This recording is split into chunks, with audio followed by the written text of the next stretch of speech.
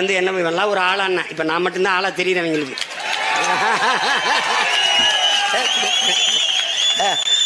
ஏப்பா உனக்கு பயமே இல்லையா அப்படின்னு. என்னை பார்த்தா எல்லா பையன் பயந்துட்டு இருக்கான். நான் எதுக்கு பயப்படணும்? என்னை பார்த்தா எல்லாரும் பயப்படுறான்.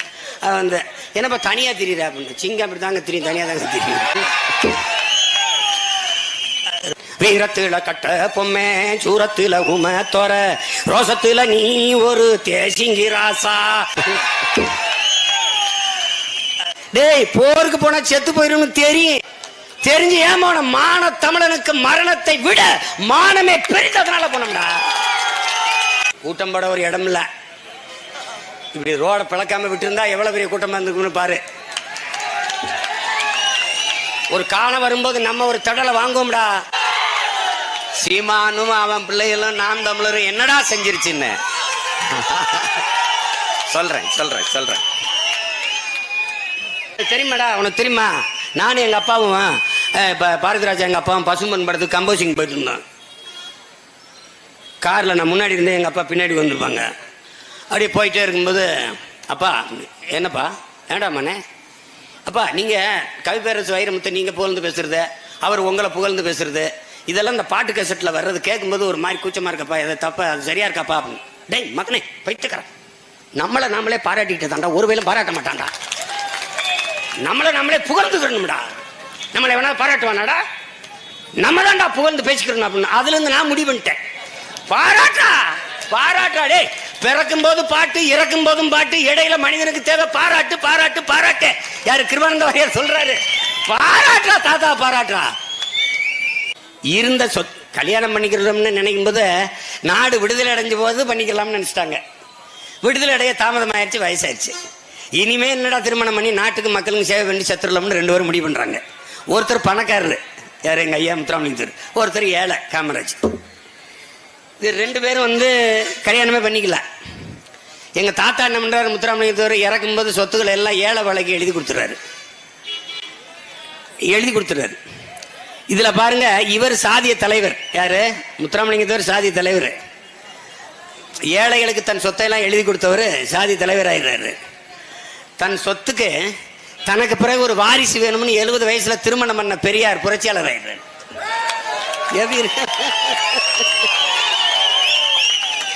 சொத்தை ஏழைகளுக்கு எழுதி கொடுத்த என் தாத்தன் முத்துராமலிங்க தாண்டா புரட்சியாளர். அவன் தாண்டா புரட்சியாளர்.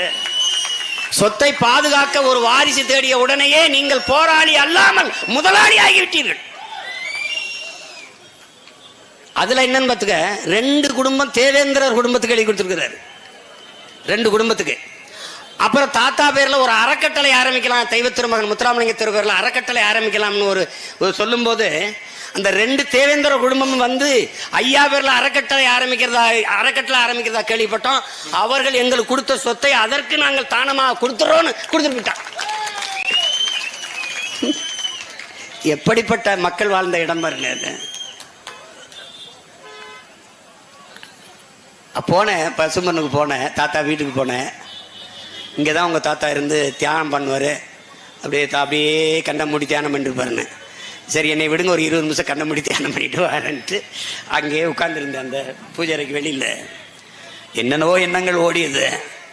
நினச்சி பார்த்தேன், வாழ்க்கையில் 2 தாத்தாங்களும் வரலாற்றில் பெரிய தவறை செஞ்சிட்டாங்க. காமராஜ் காந்தி நேருன் பக்தராக இருந்துட்டார். ஒரு தாத்தா நேதாஜி பக்தராக இருந்துட்டார். அவன் ஒரு மாபெரும் வீரன். கொஞ்சம் ரத்தம் தாருங்கள் நிறைய சுதந்திரம் தருவன்னு முழக்கத்தை முன்வைத்த வீரவன். இந்த படங்கள்லாம் போட்டிருக்கோம். இதையே இந்த தலைவர் படத்தை ஓரத்தில் வச்சோம்னா தொலைக்காட்சி எதுவும் காட்டாது. அதுக்காக தள்ளி வைக்க சொன்னேன். தாத்தா 2 பேர் படத்தையும் உள்ள வச்சுட்டு இது தள்ளி இருங்கடா தயவு செய்து நேற்று வந்து சொல்லிட்டு போனேன். என் தலைவனும் என் தாத்தங்க 2 பேருமே நேதாஜி சிசிங்க தான். உங்களுக்கு தெரியும்னு நினைக்கிறேன். இந்த 3 பேருக்குமே முன்னத்தியர் அவர் தான். தெய்வ திருமகன் தமிழ்நாட்டு ஃபார்வர்ட் பிளாக்கின் தலைவர். அவருக்கு பிறகு இந்திய நாட்டினுடைய ஃபார்வர்ட் பிளாக்கின் தலைவராக இருந்து பணியாற்ற பெருந்தகை நம்முடைய தாத்தா முகேத்தவர் அவர்கள். அதனால அவர் உசிலம்பட்டிக்கு, பாப்பாப்பட்டிக்கு, கல்லர் சமூகத்துக்கு, தமிழ்நாட்டுக்கு தலைவர், இந்திய பெருநாட்டிற்கே தலைவனாக இருந்து சேவை செய்த பெருந்தகை. போற்றுடா, பாராட்டுடா, புகழ்ந்து பேசுறா நம்ம தாத்தா பாட்டுன. கூச்சப்படாதடா.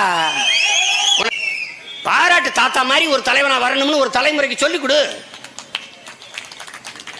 எளிய மகனா இருந்தார், நேர்மையாக இருந்தார், உண்மையாக இருந்தார், லஞ்சம் பெறாமல் வாழ்ந்தார், ஏழை பாளைகளுக்காக உழைத்தார், கல்வி பெற முடியாத எளிய மக்கள் கல்வி பெறட்டும் கல்லூரி கட்டினார். சொல்லி கொடு, இல்லைன்னா மூடி மறைச்சிட்டு போயிடுவான். எவன் பேசுவான் நம்ம தாத்தா பத்தி? நம்ம பேசல, யார் பேசுவா? மறைக்கப்பட்ட இனத்தின் மக்கள் நம்ம. வரலாற்று ஒண்ணு வேலுநாச்சியார் எழுதுறாடா, தென்னாட்டின் சான்சிராணி. ஒரு தமிழை வைக்கப்பட்டிருக்கியாடா? என்னை தவிர எவனாவது கோவப்பட்டிருக்கியா நீ? தென்னாட்டின் சான்சிராணின்னு எழுதுறான் நம்ம அப்பத்தாவ. நம்ம பாட்டி பிறந்து இறந்து 85 வருஷம் கழிச்சு தாண்டா மணிக்கரணைங்கிற பெண்ணை பிறக்கிறார். அவ சின்ன வயசுல கல்யாணம் பண்ணி போறா சான்சிக்கு. அதனால லக்ஷ்மி பாய், இளம் வயதுல கல்யாணம் பண்ணிக்கிறா லக்ஷ்மி பாய். அந்த அரசன் இறந்த பிறகு சான்சிக்கு ராணி ஆயிரம், சான்சி ராணி லக்ஷ்மி பாய். 85 வருஷம் கழிச்சு பிறக்கிறாவ. அப்ப நீ வடநாட்டுல வரலாறு எழுதும்போது வடநாட்டின் வேலுநாச்சியார் எழுதியிருக்கணும். நீ எப்படா தென்னாட்டின் சான்சி ராணின்னு என் பாட்டி எழுதுவ? தொலைச்சு வைக்கப்பல. நான் அண்ணன் வந்த பிறகுதான் இப்ப சிவாஜியை தூக்கிட்டு வர்றதில்லை வைங்க, தெரியுமா உங்களுக்கு? அதுக்கு முன்னாடி சிவாஜி தான். நெற்கட்டும் சேவலாம், இதோ பூலி தேவலாம், ஒரு கை பாத்தோடலாம் என்று படைய கிளப்பி வந்தான் வெள்ளக்காரன். மண் சுவத்திலேயே பீரங்கி கொண்டு தொலைக்க முடியாத கோட்டையை கட்டி வாழ்ந்தவன் என் தாத்பாட்டன் பூலித்தேவன். அடிச்சு வரனா எப்படி அடிங்கிற மரண அடி. எந்த இடத்திலிருந்து படையை கிளப்பி வந்தான வெள்ளக்காரன் அதே இடம் வரை திரட்டி அடிச்சு போடா அப்படின்னு ஓட செய்தவன் நம்முடைய பாட்டன் பூலித்தேவன். அவனை பத்தி வரலாற்றை படிப்புங்க. இங்க வீரனாவே கட்டப்பொம்மன் தான் இவனுக்கு. வீரத்துல கட்ட பொம்மை, சூரத்துல உம தோர, ரோசத்துல நீ ஒரு தேசிங்கி ராசா. 3 பேருமே தமிழம் கிடையாது. அப்ப எங்க பாட்டைங்களுக்கெல்லாம் மானரோசம் கிடையாது. மலமட்ட பயில நாங்க ஏதோ தொடப்பக்கட்டை வச்சுட்டு ஒட்டை அடிச்சுக்கிட்டு இருந்த மாதிரி நாங்க வாழை வேலை வச்சு பீரங்கி கொண்டையும் துப்பாக்கி எடுத்து சண்டையிட்டவங்கடா. டேய், போருக்கு போனா செத்து போயிடும் தெரியும், பெருங்காமநல்லூர் மாதிரி தெரிஞ்சு ஏன் போன? மான தமிழனுக்கு மரணத்தை விட மானமே பெரிதனால போனோம்டா. எங்களுக்கு ஒரு கோட்பாடு இருக்கு, என் இன ரத்தத்தில் ஒரு கோட்பாடு இருக்கு. சரணடைந்து வாழ்வதை விட சண்டையிட்டு சாவது மேலானது. அடிமை வாழ்வினும் உரிமை சாவு மேலானது. அது எங்க கோட்பாடு, எங்கள் கொள்கை. அது என் குருதியில், என் ரத்தத்தில் ஊறி உறைந்து போய் கிடக்கு. சும்மா போட்டு நம்பி ஐக்கோ சொல்ற மாதிரி கூட்டம் போட ஒரு இடம் இல்ல. இப்படி ரோட பிளக்காம விட்டு இருந்தா எவ்வளவு பெரிய கூட்டம் இருந்துக்குன்னு பாரு. ஒரு காலம் வரும்போது நம்ம ஒரு தடலை வாங்குவோம்டா, 2 ஏக்கர் 3 ஏக்கரை வாங்க. ஆமா, தெய்வ திருமகன் திடல் மூக்கே தவிர அரங்கம்னு போட்டு ஒரு கட்டி விடும்டா. பார்த்து பண்ணுவோம். என்ன இருக்கு? தாத்தா 10 ரூபாயை வாங்கி சிலையை திறந்த மாதிரி நம்ம பால் கொஞ்சமா போட்டு கட்டுவோம்டா. கட்டுவோம். விடு, இன்னும் பெருசு இதெல்லாம் நடக்காதுன்னு நினைச்சிட்டு இருக்காத. என்னை எப்படிதான் நம்ம பேர் நினைச்சுட்டான். சினிமா எடுக்கிற சின்ன பையன் இது என்ன இவெல்லாம் ஒரு ஆளாண்ணா. இப்ப நான் மட்டும்தான் ஆளா தெரியுறவங்களுக்கு.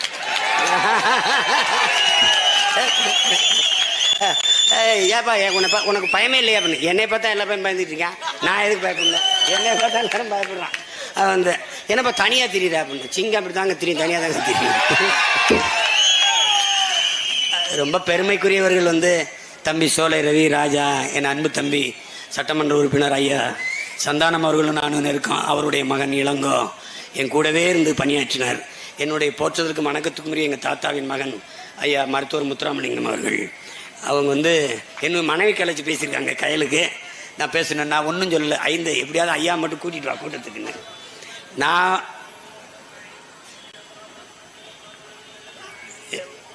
என் தாத்தாவுக்கு எப்படி பெருமையாக ஒரு கூட்டத்தை நடத்தணும்னு நினைச்சனோ அப்படி நான் நடத்திட்டு தான் நினைக்கிறேன். நடத்திட்டேன்.